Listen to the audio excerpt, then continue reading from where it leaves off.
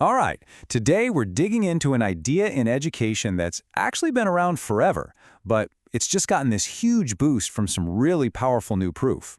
It's a simple concept, yeah, but the results are pretty surprising. And it all boils down to one big question. Yeah, think about that for a second. It's a pretty radical question, right?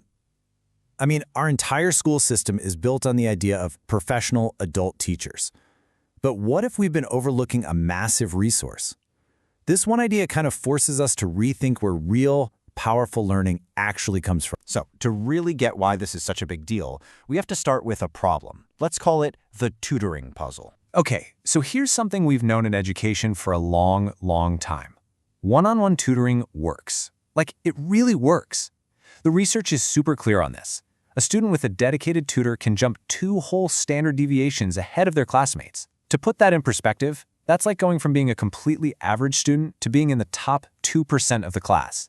It's basically the gold standard for learning. So what's the catch? Well, it's expensive. I mean, really expensive. Most schools just can't afford it, and frankly, there aren't enough professional tutors to go around anyway. So, you see the bind that schools are in, right? On one hand, you've got this super effective but super expensive professional model. And on the other hand, well, what if there's a simpler way? What if we could get a lot of the same benefits but for a fraction of the cost by having older students or even volunteers help out the younger ones? It sounds like a great fix for the money problem, but it brings up one huge question. And that question is pretty simple. Does it actually work? This is where things get interesting, because we're going to move from this kind of old common sense idea to some brand new solid proof. So, just so we're all on the same page, the official term for this is cross-age tutoring. And the model is exactly what it sounds like. You take an older student and you pair them up with a younger student, the 2T, to help them out with their schoolwork. The older kid isn't just a teacher, they're also kind of like a mentor or a role model. Which brings us back to the big question. Does it really work? I mean, it sounds great in theory, and it's definitely cheap. But you can't just base a whole educational strategy on a hunch. To get a real solid answer, you can't just look at 1 or 2 studies. You've got to look at all of them. And that takes a special, really powerful kind of research. And that's exactly what they did. They ran what's called a meta-analysis. Think of it like a study of studies. Instead of doing one more experiment, they went on a massive hunt.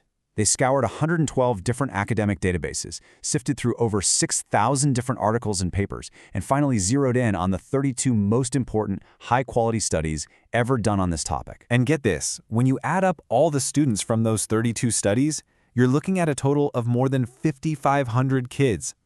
Now that's a sample size.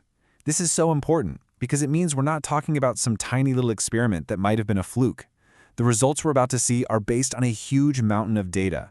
It makes the conclusions, well, incredibly solid. Okay, so this brings us to the big reveal. What do they actually find? Let's get into the surprising results. So, back to the question one last time. Does cross-age tutoring work? The answer from all this data is a loud, clear yes, absolutely. The meta-analysis showed a significant positive impact on students' grades. This isn't just a feel-good theory anymore. It's a scientifically proven strategy. But here's where it gets really interesting. You'd expect the younger kid, the 2T, to get a boost, right? And they do, no question. But look at this. The data shows that the older student, the one doing the tutoring, also benefits, and not just a little bit. Their academic gain is actually bigger than the person they're teaching. To put a number like that into context, that's like getting 4 or 5 extra months of school in a single year. So yeah, they both win, but it turns out the person who's teaching, well, they might be learning the most. And the researchers who did the study pointed this out specifically. They called it a moderate benefit for tutors. And it makes perfect sense when you think about it. The act of having to explain something to someone else forces you to really understand it yourself. You have to organize your thoughts, find the right words. It solidifies everything in your own mind. It's a true win-win situation. And believe it or not, the surprises kept coming. The researchers dug even deeper. They wanted to know, okay, what makes this work better or worse? And what they found was kind of nothing. Statistically speaking, it didn't matter if the tutor was another student or an adult volunteer. It worked just as well for reading as it did for math. The number of times they met didn't make a huge difference, and it helped kids across the board, whether they were considered at risk or not. This just goes to show how incredibly flexible and reliable this whole model is. Okay, so we know it works, we know who it works for, which is basically everyone involved, but the next logical question is why? Why does this happen? The answer actually takes us back to some fundamental ideas about how we learn. It's really cool, actually. It works in two ways at once. For the younger student, the 2T, it's all about having what a famous psychologist called a more knowledgeable other. Basically, the older student is just close enough in age to be relatable, but they know enough to help the 2T tackle problems they couldn't figure out on their own. But for the tutor, the magic is what's called self-explanation.